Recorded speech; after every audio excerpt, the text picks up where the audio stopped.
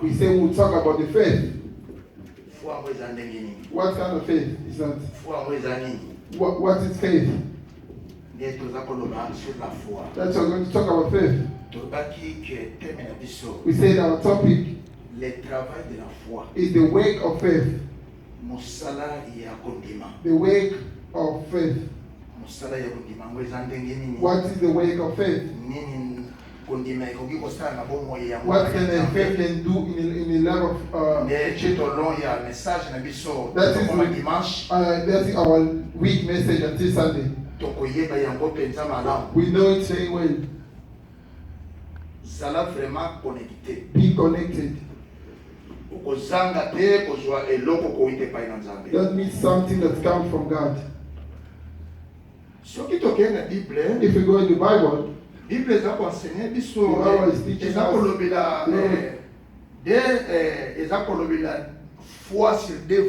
the Bible is talking about faith in two ways.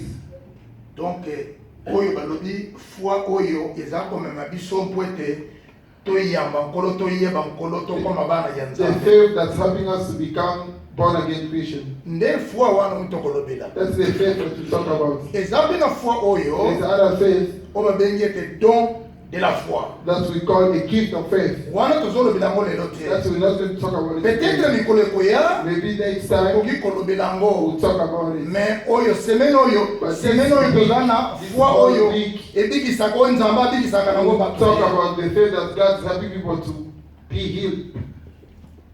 Amen. Amen. That's why we're going to talk about the whole week. La foi qui sauve. The faith that saves.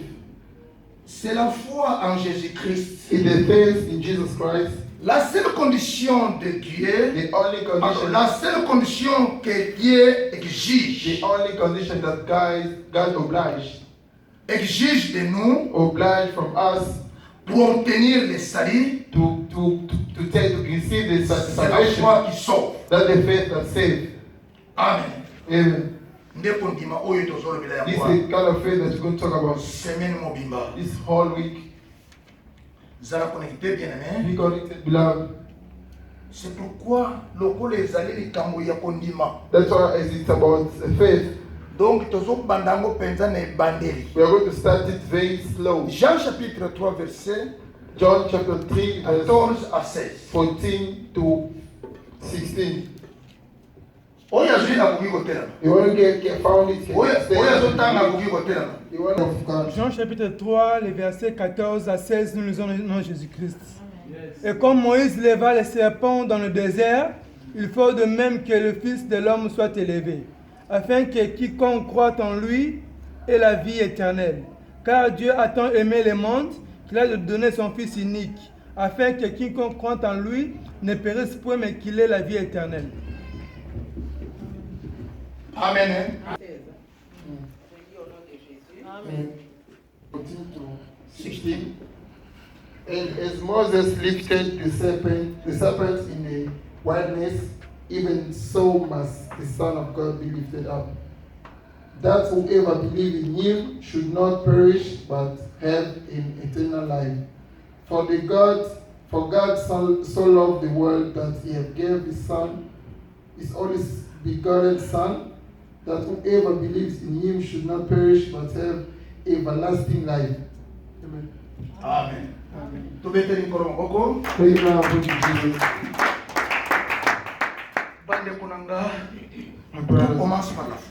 Everything starts from faith. Everything starts from faith. When we talk about faith, as we talk about this faith, it's not, c'est une personne. It's a person. La foi the faith et la Bible, in the Bible, ce n'est pas une matière. It's not a lesson. C'est la personne. It's a person. Qui s'appelle Jésus. Who is called Jesus. Amen. Hein? Amen. It's a person. It's a person. Follow very well. God will help us. Bien-aimé dans le Seigneur. Love in the Lord. Or ordre ebanda na likolo. The order started from heaven. Nyonso ebanda na likolo. Everything started from heaven. Satana pa banda na likolo litumba ebanda na Even the likolo. Satan started from heaven. The Amen. Christ also. Nyonso ebanda na likolo. Everything started from heaven. Mokili eza eloko moko teke oyo donc There's nothing that the heaven took from oyo heaven. nyonso tomonaka na mokili Everything awa. we see here in this world. Ordre nyonso Everything, all the order, everything ebanda na likolo. started from heaven. Ebanda penza na likolo. It started from heaven. Bible elobi ete notre Dieu c'est un Dieu d'ordre. The Bible says our God is a God of order. Amen. Amen. Awa Jean chapitre 3 Here in the book of John chapter 3, verset 14 et na sekuna from verse 14 down, baza kolakisa biso they are showing us bato mibale two people me na kati ya mutu moko. in one person. Amen. Amen. Awa sikoyo Here, nani azotémoigner, who is testifying, nani azodirige who is leading, biso tolanda ye. and so that we can Awa follow. Bible elobi ete awa foi eza koinvite peuple ya The Nzambe, first year is inviting people of God. baza koinvite biso. They're inviting us. Aliki ete lokola Nzambe alingaki mokili, They say God loved the world. Nzambe alingaki mokili yango boye na boye, God loved the world so much. na ye oyo akondima ye, And whoever believes in Him, oyo akondima ye whoever believes in Him, abebisa matemesi azwa omo ya seko. so that he may not perish but can have Amen. eternal life. Awa ezali foi. This is the faith. Foi eza kointroduire biso The faith is introducing us na monde into a to world na présence ya or Kristo. into the presence of Christ. Oyo aza kointroduire Who is introducing ezali foi. in the faith. Alobi ete moni azoyebisa biso baclient na ye, Faith is telling us Christ biso peuple ya Nzambe. as the people of God. Omoni ndenge oza wana You see as you are there. obika. For you to Il faut be, le faire. you must follow that man. Quiconque croit en lui, Whoever believes in et Him, lui là c'est qui, c'est Jésus. who is that is Jesus. Mais oyo azobe quiconque croit The one person That's saying, the one. who the person saying azodirige nga, is sending us, azodirige yo, azodirige peuple ya Nzambe. leading the people of Parce que God. biso toza baclient ya Jésus. Because you are the creator of Jesus. Sikoyo tata oyo la foi Faith ye nde moto aza koinvite biso, is the one inviting us. donc ye azosala marketing. He's doing marketing Jesus. Obika He said, if you want to be healed, ndimaka na kombo te, just believe in the name of that guy. soki olingi obika, If you want to be soki healed, olingi obina na lola, if you want to go to soki heaven, olingi ozo omo ya if you want to seko, get to heaven, il faut ndima that's tata what wana. go through, believe that man. Amen. Amen. Quiconque croit Whoever believes en lui, in Him, oyo eza Kristo, who is Jesus, oyo eza foi. who is faith. Foi azobenga biso. Faith is calling us. Tokoki kozala kaka connecté, We can be connected. tokoki kozala kaka sauvé We can be saved à travers only la foi, through faith. à travers la foi. Through faith. Lelo tomonaka foi eza lokola non eza donc tomonaka moni ke eza message moko kaka Today we see faith like some kind of message, just like that. message oyo ezobimisa oyo ekoki kobimisa biso na mabulu, The message they can take us from home. message oyo ekoki komema biso straight The to message they can take us straight to heaven. commence par la foi, Start by the faith. commence par la foi. Start by faith. Lelo oyo Today, meme biso basali ya Nzambe even as servants of God, kote wana eza mobulu, that place there is very kote wana eza mobulu. it's very down that side. Amen. Amen. Amen. Amen.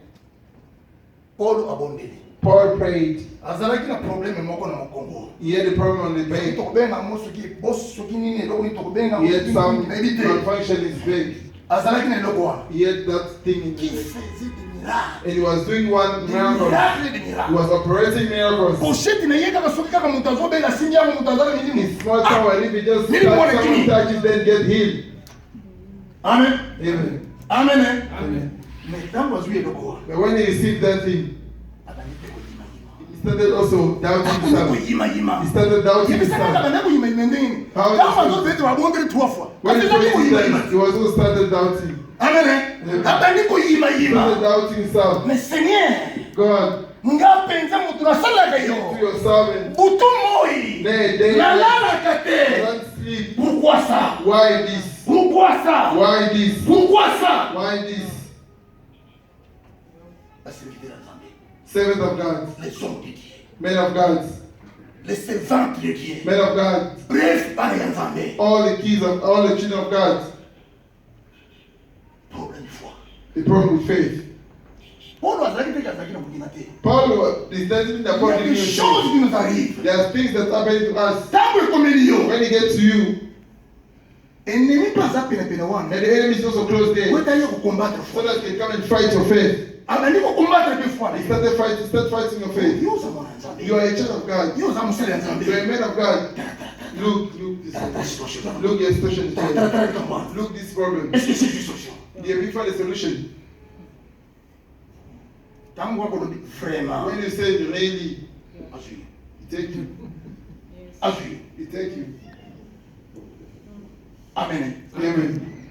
Bien-aimé. Beloved, Ntango tolobi que when we say that, makambo nyonso ebandi na likolo. all the problems start from above. Makambo nyonso oyo ewita na likolo. Everything, all the others come from the above. Tozoloba na ntina etali foi. We talk about faith. Oyo ayaka kointroduire biso The one who comes to introduce us na présence ya nkolo. in the presence of the Lord C'est la foi. is faith. Amen. Hein? Amen. Tozozwa la foi comme directeur ya cabinet ya président de la République. We're taking faith as a Peut-être director comprendre ça. of Jesus, of God. Foi awa aza lokola directeur ya cabinet Faith here is like the ya captain président de la République. of the president. Ntango yo ozokenda dossier na yo. When you go with the document, Soki eleki na bureau ya cabinet ya président de la République if it te. doesn't go through the office of the DCAP, it doesn't. Ekokota It te. never go to the president. Ekokota It te. never go to the president's office. Il faut eleka na bureau He has to pass the office ya dirka. of the. Ntango ya kocheka yango. When you check Nde koki koleka na bureau ya then président de la you go République. to the president's office. Foi bakopelaka nde mwana te That's Jésus. how faith works with Jesus. tolobaki ete We il say- est même la foi Is faith, aza mpe donc akaboli mpe biloko ya ndenge and he wana also divides. eza Some. nde ndenge wana That's how it is. ntango toyambaka yesu kristo When we believe in Jesus, foi ezoyebaki na moto ayambinga na ndenge ya lokuta the faith doesn't know that this one Dossier na ye kokota kuna te. fake. eza na stand by Your name or your father will never go Dossier to kokota kuna Jesus. te Your father will never Cela go to veut dire, Jesus. nyonso ye na mwa lokula tema After will come to nyonso you eza na mwa posa as a oza prophet. stand by This is the pourquoi same ozokenda man. tena dirka Because you didn't oyokani na te ekokota te if you never go to Jesus' office. bakrétien un pied dedans un pied dehors Christians are one step inside, one step non koya na outside. église c'est bien When you come, it is good. ça ne suffit pas But it's not enough sans la foi. without faith. Ça ne suffit pas sans la foi. It doesn't work without faith. Beaucoup de chrétiens Many Christians na mangomba in our churches, baza en stand-by. they are on standby. Azaka na bureau ya They are dirka. still in the office Parce que le yoga na of the director. dossier Moïse na cheminé na bureau ya président. The file cannot go Problem. to president because they are heading here in Est-ce que ça agreement. fout à dirka? Is it the problem of the Is that food that you director office? Ça fout No. na yo. It's your own It's a food. fault. It's my own fault. Ndenge wana. That is how it is. Ordre bandina likolo. The order has to start from above. Makambo nyonso bandina likolo. Anything starts above. D'être un champion. Let him not approach to God. Bandeko il faut to checker côté wana. Let's check that side. To checker côté We wana. need to check that side. To négliger côté wana te. Don't need to neglect faith. To kuwaki sa côté wana Don't need te. to throw away faith. Bien aimé. Love. Nkolo alingaka te vraiment to se compliquer. God doesn't like us to Azana be confused. posa to se compliquer He te. don't want us to be confused. Biso to yoka kaka oyo azoloba. We need to listen what he's saying. Foi Faith eko défendre yo partout. is can defend you everywhere. Foi eko kotisa yo partout. Faith can make you Foi enter eko komisa everywhere. yo moto mosusu. Faith can make you become someone else. Foi eko salete Faith can make that bato obendimaka nzambe. people who believe in Jesus, Obendimaka nzambe who te. don't believe in Jesus, Bandima nzambe na to yo. believe in your À travers God. la foi. Through faith, À travers ta foi. through your faith. Abraham bengi yena. What did they call Abraham? To betele nzambe wa. Father of faith. Nde oyo nzambe amonaki kati na ye. This is what God saw in him. Nzambe moto apesaki ye kombo wana. God is the one gave him that name. Pere biologique na ye te. Not his biological father. Pere biologique na ye Not te. his biological father. C'est pourquoi tant mosala na semblant na That's foi. why when you Nkolo pretend yo. with faith, God is seeing you. Tant mosala na semblant na When you foi. pretending with faith, God is Nkolo zo cheke me. God is checking you. I don't understand why. Azo comprendre ndenge You Why you don't understand? Parce que vous comprenez pas. As you don't understand, what can I do? Dans le monde de foi, In the world of dans le monde God, in that il n'y a pas world, de négociation. there is no negotiation. Il doit croire. You have to believe. Quiconque croit. Whoever believes, Quiconque croit. whoever believes. Moi, les hommes, il faut un dimanche. That's a Il word. faut un dimanche, il faut un dimanche. You have to believe. C'est ça la There négociation. is no negotiation.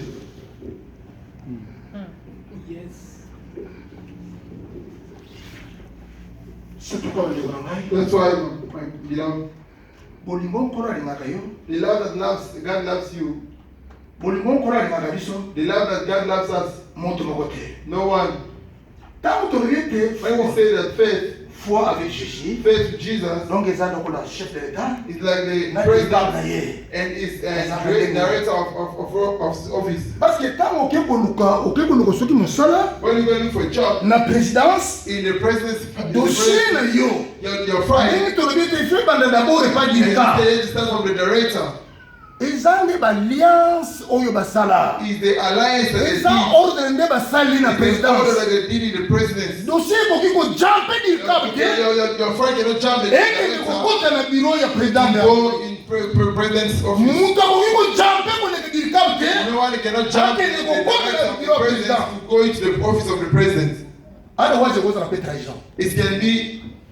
Parce que quand il faut dire nani akoti na biro ya président de la République. They'll ask who went to the office of Message president. ni na kengo. Which message? Pourquoi nana yibi message wana ya kengo? Why I didn't know that message? Parce que ça va danger. Because they Peut-être said mutu wana leki na ulia kama na the d'État other la person just passed akenda through, ko ma président. straight and go and kill the president. One example. Amen. That's an example. Mpona komona ete To see ezalaka that. nde bongo. That's how it is. Olingi oyokana na Christ. You want to get an agreement with Christ? Tu dois commencer par la You foi. want to start with faith. Et surtout, And oui, most importantly, you makambo eleka na monde wana. know what's happened in that Kaka world? na mokolo wana. In that same day, Nga nabengaka ngo wana ezaka interview. I call it like an interview. Wana ezanga nabengaka ngo eza Pastor call interview. it like an interview. Pardon, tokende na biko mokosoma toke tozotanga Romains chapitre 10 Let's read Romans verset 17. chapter. Interview te. When you don't, when you didn't get the interview, you failed to get the job. Romains chapitre 10 verset 17. Romans chapter 10, verse 17. Jésus-Christ. Ainsi, la foi vient de ce qu'on entend. La foi vient de ce qu'on entend. Et ce qu'on entend vient de la parole du Christ. Amen. Amen. We need to start from the beginning. Tokomona mo tout au long ya message. We'll see throughout the message. Langage nami bango balobaki nde It was wana. the Seigneur bakisa biso language, kondima. the language.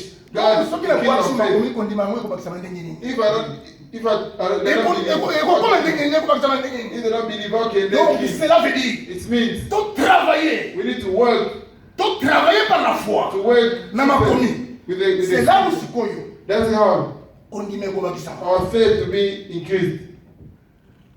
D'ailleurs, il faut toyeba yango The ke faith, we have to know kondima moke eza te. there is no small faith. Amen. Amen. Kondima moke There eza is no te. small faith. Maloba ya moke eza There is no te. small weight. Okoyoka bato ebele okoyoka. Say I don't know, can say from what Bato ebele I'm okoyoka Many people are tolingi saying toyoka mwa liloba. we have to hear a small weight. Kolobaka nde wana te. Don't say that. Mwa liloba. There's no a small weight. Eza liloba mwa liloba te. There's a weight, not Liloba a ya small Nzambe weight. eza liloba. The word of God is weight. Eza mwa liloba te. Not Keba. a small weight. Eza mwa liloba te. Not a small C'est weight. pourquoi kondima ya moke mpe ezalaka te. That's why there's no small Kondima faith. moke eza te. There's no small faith. Jésus ayaki yo tobekolia. Jesus Parce que said kutu it. tie kanya maloba oyo te. Because you don't read this. naza na foi mosusu na kobakisa I bino don't have any te. other faith to increase Tango boyokaki wana. with the one that you have On gained. travaille sur ça. Work on it. Vous verrez la puissance de Dieu. See the power of God. Tango boyokaki That wana. is small one you have listened. Travaillez sur ça. Work on it. Augmente-nous la foi. Increase our faith. Te nga prière wana na sala kama. I don't do that prayer. Nga na sala kama. Pastor, I don't do that prayer. Koma bizi na makomi. Focus on the scripture. Koma bizi na makomi na lusam. Focus on the scripture and the way Foi and the yokupungua. prayer. You see your Foi faith. yokupungua. Your faith will increase. Ekopungua je vous dis. To increase. Augmente moi la foi. Increase faith. Sotana Bible te. You don't read the Bible. Sambila na yote. You don't pray. Augmente moi la foi. And ask him for the Par quel increase of moyen? faith. Which way? How? Par quel moyen? In which way? Par quel moyen? In which way? moto moko akoko prouver ngo te No one can not prove soki it. eza na makomi te If it's not in the scripture, problème ezali parce que négligence the problem is negligence. c'est pourquoi omoni bato bakoma donc That's why I see people are struggling. amen Amen. tolobaki ete tosala vraiment We say that eloko diable abundisaka the only thing that the devil is fighting us, eloko diable the abundisaka only thing that the devil fights, ofanda te na foi not for you to be fully in faith, ofandisa foi te not to have a strong faith. tokoki kozwa par exemple soki tozwi bato mibaleko If we take two people, tozwi bato mibale example, we take two moko people. ake kozwa grigri epasango The first one go and get a muti from the sound. apesi ye baprincipe They gave him some principles. omoni chaque poko ifosalaka You say every night you have to do this and that. chaque poko osalaka Every bosalaka night do this and that. soki osali yango If you te don't do it, eza problème na it's not a ngate problem. soki osali yango te You don't do it. okoki peut-être kozwa liboma You can become soki osali yango hey. If you te don't do it, en tout cas vraiment koloba teke nga biloko nasali don't say this thing I work for you. Need to But do principle. it. Those are ane principles. principe Those are principles. wana eza That's one. That's the first person. The second aye na one, église he went to the church. bateyi ye na makambo ya nzambe Preaching God gospel, the gospel of God. bayebisi ye peut-être ke no They tell you, ifosalaka poko you have to do this, pray every night, makambo ya reading nzambe the Bible every day. motu wana wakendeki koluka That grigri person went to the Sangoma. oyo bayebisi ye wana And what they told him, bana kosala motu esu they will do it, they will start doing it every day. kosala motu They will esu do it each and every mais day. motu awuti When the one banzambe came from the church, nalengi I'm tired. nalengi No, I'm tired.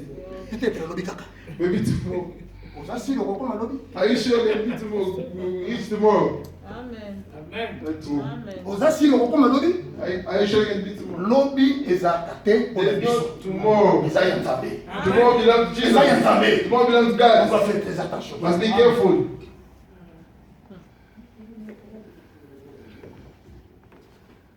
yango wana That's why nkolo asunga yo may God help you. nkolo asunga nga May God help me. nkolo asunga biso May God help us. halleluya Amen. nayebi te soki komemite bapesi I don't know how many means to me. nakolinga vraiment donc bandeko moko basalanga sini The person like to have it. Amen. Amen. nayebi ta ndan te me bokosalanga sini please So, please. amen Amen. keba kotrahir foi na yo te Be careful. Don't betray your faith. keba kodute na foi na yo Don't doubt your faith. eloko monene The only thing. mondoki monene nzambe apesa biso It's a huge nzambe weapon. apesi biso mindoki ye ndenge na God ndenge gave us many kind of weapons. oyo ifo tobundisa nango That you monguna have to face the fight the devil. foi But faith, wana eza bombe it's a wana bomb. eza bombe It's a bomb. ebomaka motu moko te It doesn't kill only one donc person. ebomaka endenge moko te It doesn't mean only one enemy. amen Amen. c'est pourquoi soki nzambe alingi autilize motu na That's ye why if God want to use someone, ebele pelonge epai na nzambe many people can come to him, to God. ebele pelonge epai na nzambe Many people can come to God. totravaille sur la foi We have to work on our faith. augmentation ya foi Increase your faith. ezali kaka totravaille makomi It's only to read the scripture. totravaille makomi Work on the scripture. tosala semblant te You don't pretend. amen Amen. yango wana lobaki ete wana ezalaka interview That's why I say that is like interview. merci papa yango wana tolobi ete wana ezalaka interview That's why I say that is an interview. place totangaki wana Where we just came to na read romain chapitre 10 Romans chapter 10, verset 17 verse 17. eza interview It's an interview ozala qualify to be qualified to te or not. ezalaka interview It's an nga interview. nabengaka yango interview The pastor calls it ntango interview moto ayambi yesu kristo for someone who believes in Jesus. koyebisa landa ngai Ask to follow me. yesu kristo Jesus nakomi Christ. mwana na yo I become your child. limbisa masumu na nga I will my sin. boye na boye All those stuff. nayambi yo nakotika yo te nakozonga nsima te boye na boye makambo nyonso All wana those sermons. kaka oyo ozoloba wana That those things you say. nde yango wana nzambe azwaka acte That's why God is taking action. yango wana nzambe azwaka acte That's why God takes. yango wana tolobi ete That's what I say. toyambaka yesu kristo When we Kaka kama usali interview wana. that's when you need to interview wana koyamba yesu That's kristo the interview of soki becoming. osali yango na motema na yo mobimba If you do it with all your heart, foi akokamata yo amemi yo na présence ya kristo the faith will take you to the presence of Jesus. kristo abebo nasele yo caché makambo oyo I lika also wana say that I see you. kaka makambo oyo ndimi wana The caché thing wana that you believe, I see it. tangu mutu akome nivo wana When the person soki gets mutu to mpenza yambi yetu na ndenge esengeli wana someone becoming born again Christian, nalobi te ka kobundisama te I mean, say we've never been fight. walongwa na maboko ya po azonga nsima For him to go back, watika for him to go back to the world, eza facile te it's not easy. eza facile te It's not. bazali me mingi te They are but few. parce que aza déjà na caché wana Because they have ya the foi stamp. bacelestempo wana The stamp. yango wana ata mutu azosouffrir Even ndenge the person is suffering. ata azonyokoma Even ndenge the suffering. kaka caché wana With that stamp, ekomaka kojustifie ye that justifying him. na bamoma ye souffrance to na bamoma With the hard ekomaka times. kojustifie ye That justifying him. non malgré ça ça me yo te No matter what, tikala kaka faire remain there. Remain firm. Amen. Yes. Amen. amen Amen. ndenge mpe ezalaka That's how it is. ntango moto akomi baptisé dans le Saint-Esprit When someone is baptized by the Holy Saint-Esprit Spirit, akokamata ye ake na ye na présence ya the Holy Christ Spirit will take him to the will of God. Yes, yes. caché Then the stamp ya molemo santo of the Holy Spirit. amen Amen. non bandeko My beloved, nzambe place azali ere moko vraiment asufraka mpo na makambo biso tosalaka eza le contraire where God is sometimes he suffered from things that we are doing. comprendre makambo oyo Why you tomona don't te. understand my weight? nayaki mpo ete nayede bino I came to help you. non seulement nayaki mpo na kobikisa bino Not te only nayede to help to bino heal you, but to also help you. boavance For you to go forward. bokamwisa monde For you to amaze the world. amen Amen. la foi qui The, sauve the faith that saves. wana nyonso eza travail ya foi Those are the work of faith. eza travail ya foi In the work of faith. combien toza kopekisa How many we have been combien biso moko forbidden? toza bablokage How many things we blocked it ourselves? ote nzambe asala makambo oyo alingi kosala na vie na For ye God to do things you want to do in your na life. vie ya bato na ye In the life of his people. moto ye moko abloke na ye A person self-blocked it. ye moko abloke na ye Itself blocked it. nzambe asala nini What can God do? parce que tolobaki ete na monde wana Because in that world, na point wana in that point, négociation moto akosa there yo is te no ezala negotiation. Let no one lies to you. quiconque croit Whoever believes, quiconque croit whoever believes, gloire au Seigneur glory to Jesus. If you can betray me, I'm not going to betray foi you. non soki yo trahir The first say, if you betray me, Nga I cannot nazopesa yo betray option. you. I'm giving you an option. nazopesa yo I'm option giving you an option. nazopesa yo nzela I'm giving you a way ekondima kaka to just believe. ndima Just believe.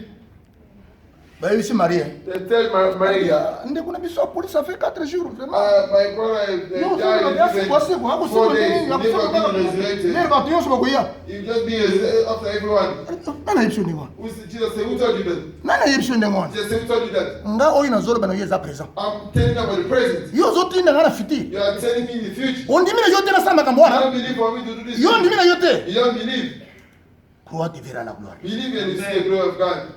croix seulement te verra la Just gloire believe and you see the glory of God. marie alobi te nga Maria, nayebi te lere bato nyonso bakoseka I know when everyone be resurrected. eske ndeko na ye asekwaka lere bato nyonso bakoseka His brother being bato nyonso basekwa nanu resurrected. te me ndeko na ye asekwaka His brother was lere na nzambe resurrected, yango not even lokuta nzambe eza wapi what the life? asekwa He was resurrected. alleluya Amen. My problem, foi efanda our faith to be seated. foi efanda Our faith to be seated. soki foi efandi If our faith is makambo seated, ekofanda everything will be seated. gloire au seigneur Glory to Jesus. This verse. oyo nyonso eza l'exemple All these examples. eza l'exemple esunga biso Examples lokolo of us. tozoparle sur la foi As you're talking about faith, daniel chapitre 2 verset 14 à 16 Daniel chapter 2, verse 16. daniel chapitre 2 verset 14 à 16 Daniel chapter Daniel chapitre 2, les versets 14 à 16, nous sommes Jésus-Christ. Alors Daniel s'adressa d'une manière prudente et sensée à Arjoc, chef de garde du roi, qui était sorti pour mettre à mort les sages de Babylone. Il prit la parole et dit à Arjoc, Arjoc, commandant du roi, commandant du roi pourquoi la sentence du roi est-elle si sévère? Arjoc tobeteli nzambe maboko Let's give them a positive. yoka oyo ndeko oyo tolobaki te Listen what this Foi. was. Faith in God. Awa Daniel, Yeah, Daniel, abikisi bituluku ya batu. he had so many, he Oyo had so many benaki people bazala baboma bango nana ye moko that Daniel. they wanted to kill them, including himself. Tuluku ya batu biki. A lot of people. Arjok azalaki commandant ya garde ya roi. Isaac was the commander of God's God. Akokaki ko traverser te He could have not tried because garde ya roi. he Akende kokuta na roi. Elingaki esala te. could have not Ekotikala gone to kosala the te. king Ekotikala without kosala te. him. It never will happen. Ekotikala kosala It te. never happened. Yo kaya présidence. You go to the Donc president, olingo kumbaka mbala ko kotina you kwa have to présidence. jump and get to the president. Batu wana baza wana bagarde wana babiro wana. Olingo leka. You want to Ba identifier yote. not for Est-ce que c'est ça them ma to It doesn't work like Est-ce that. que ça va bonne? Which country does it happen? Garde oyo. That God Yende moto bapesaki mission. is the one that gave the Epai ya king roi. from the king. Roi alobi mais non nazomona vraiment moto moko aza sage te. The king said, I don't see anyone wise here Oyo akoki kointerprete ndoto nga who nalotaki. can interpret my A quoi dream. sert nga naponi ndenge mozalaka tout autour na nga? What the use of you being Boliaka nga mbongo ya pamba. just eat the money Soit déjà mpe boza basage. and you say that you are Mais namoni wise. sage na bino I te. don't see your wiseness. I don't see Bapesi your wiseness. argent. They said Mission wana ke il faut aboma basage nyonso. to kill all the wise Y men, compris ba Daniel. including Daniel. Mais Bible elobi The ete Bible says, Daniel ntango ayoki ndenge Daniel, when he heard that, apanikaki te. he didn't panic. Apanikaki He te. didn't panic. Azalaki troublé te. He wasn't troubled. Daniel ake. Daniel went, Mission na ye d'abord ezalaki his ete first mission was, alingi akutana na Arjok. he wanted to meet the, A s'informer. to A s'informer. to get information. En d'autres termes, In other words, apesa ye passage soki akokokutana na roi. to ask the permission if he can meet the king. Amen. Eh? Amen. Yo ndimi te. You don't believe, Olingi okutana na nkolo. but you want to meet Na moyeni. in which way? Na moyeni. In which way? Ondimi te olingi oservir You don't nkolo. believe, but you Oh, want to servir. save him. How can you save him? Oservir yeni. How can you save him? Daniel a s'informer. Daniel get the information. Daniel ayebaki kaka ete moto oyo akokopesa nga nzela po ete nakutana na Daniel roi. knew the only person can give him a way Eza commandant de garde. is only the chief. A Chief s'informer. guard. He get the information. Ntango atuni. When he asked those questions, A convaincre Arjok. he convinced the chief Daniel a guard. convaincre na masomo azalaki nango na Arjok. He A convaincre Arjok. Arjok.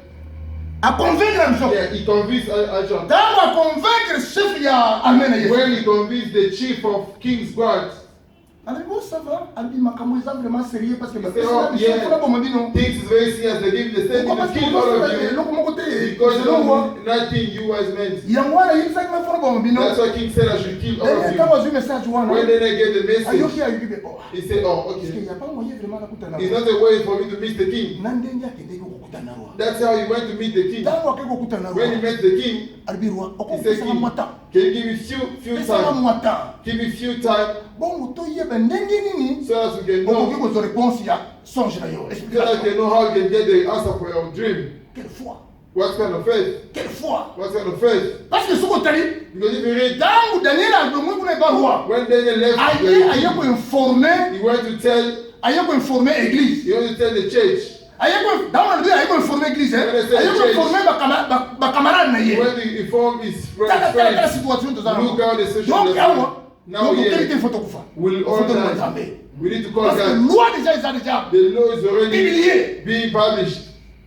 Toluka Nzambe. Let's seek God. Toluka Nzambe na butu wa. They seek God that Nzambe night. aye kopesa explication God epada. gave them his explanation of the Amen, dream. eh? Amen. Daniel apanukaki te. Then Daniel didn't panic. Avec la foi. With faith. Avec la foi. With faith. Opaniqué. You for you to be Opaniqué. panic. You can't be panic. Situation moko te epanikaka. No situation get Donc panic foi. in front of faith. Foi epanikaka te devant quelle situation. Faith does not panic in any situation. Epanikaka te. Doesn't panic. Epanikaka Does te. not panic. Daniel aye a expliqué Then they came and tell his brothers. babondela Then Nzambe. they start praying. Babondela Nzambe. They pray God. Nzambe apesi bango explication. God gave them an explanation. Nata mutenge loko na When I read that, I say, ah, mais moi mama azaki na mama na foi. this guy had a huge faith. Azaki na mama na foi. He had a strong faith. Parce que soko tali azalaki na explication moko te. Because he didn't have any explanation. Esengelaki kaka kundima oyo azalaki nango epai But they believe that he had. donc esengelaka na nzambe akitali kopesa réponse It's supposed to be just to come and give me answer. esalamaki mpe bongo And it happened that way. pourquoi pas nga na yo Why not me and you? pourquoi pas biso Why not us? ntango daniel ake akoki expose When they non were moni wa telling likambo oyo him, elotaki ta eza boye this eza boye is eza the boye dream is mean this and that and that. batikalaki kokoma ta sage moko They didn't even kill any of abikisi na the basage na wise. ye moko na bandeko na ye They left them. abikisi mpe na basage nyonso Save his son soit and diza basage ya all babino the pretending wise men. babika They were saved because of likolo Daniel. nzambe ya daniel Because of the God of Daniel. ata bakangi bikuke nyonso Even if they close all the ata doors, bakangi makambo nyonso even they close everything, telema na foi stand up with faith. telema na foi Stand up with faith. eza nayebisaki bino ko eza flèche koleka baflèche nyonso I tell you, it's the strongest soki weapon. elingi lusula If you want to go soki in, elingi pese if you want to go through, mais sikoyo eza kodependre nani amemi yango and it's depending who carry it. impere A weak man. impere aza na monde ya foi A te weak person is not in the word of faith. impere azalaka na monde ya foi A te weak man is not in the foi ezalaka ebapere te faith is not for weak people. foi ezalaka ebapere te Faith does not belong to weak nzambe people. ayebisi jérémie God told Jeremiah, jérémie nazotinde yo mpa bandeko na yo Jeremiah won't send your okende word. koyebisa bango Go de and ma send part them in my on mais my behalf. nayebisi yo ne faut pas trembler devant I tell you, eux don't shake. kotremble te liboso na bango Don't shake in front of them. combien de situations eza kofeta How many situations are making you shaking? okosaki nga naza na nzambe You forgot that you have God. nzambe ya assemblée de dieu aza nzambe The God of Solomon is eza God. situation oyo donc And nzambe in front wana of the station, you are doubting. comment nzambe akorépondre How can God reply? comment nzambe How akorépondre biso can God comment nzambe answer? akoya oseku How can God come and Comment, respond? comment? How? comment How? yango wana bandeko That's why I love. tochange Let's change. totia foi na biso liboso Let's put our faith forward. oza na yo na foi You have faith. oza na yo na foi You have faith. mais But oyebi kovalorize yango you te don't know how to nzambe aza use koyebisa it. biso toza na biso na God foi is telling us we have faith. kaka ndenge toyawo eza teke As we come here, it's faith. mais sikoyo ezala bongo But it must be remain like that. amen Amen. je crois tokomi na suka I believe we are at the end. makambo ebele tokoloba ngo We will say a lot. tozali wana We are here po ete tolobela makambo oyo so that we can say about this thing. foi Faith. Faith. ekotombola yo ndeko mama It will lift you. ekotombola yo ndeko It papa will lift you, beloved. basali ya nzambe foi moto Men of God, only the faith can lift you up. provision The provision is eza foi faith. provision For provision. provision ya foi The provision of faith c'est la parole de is Dieu the word of God. et la prière And the one prayer. eza provision That's the provision. one eza That's provision the provision. tellement toni tosambela Let's stand was pray. Who told you? nani ayebi soki okokoma place wana te Who told you you never get there? nani ayebi soki okokenda lola te Who told you you never go to heaven? nani ayebi soki likambo wana yo okokosala yango Who te told you that thing you cannot do it? no muntu wana azokosa That person is lying to you. oyo azo biso ndenge wana azokosa The person telling you that is not lying to you. kanga biso tolingi tokondela Close your eyes, we are going to pray the Lord. makambo ye na vie Let God do things in your life. tokondela nkombo na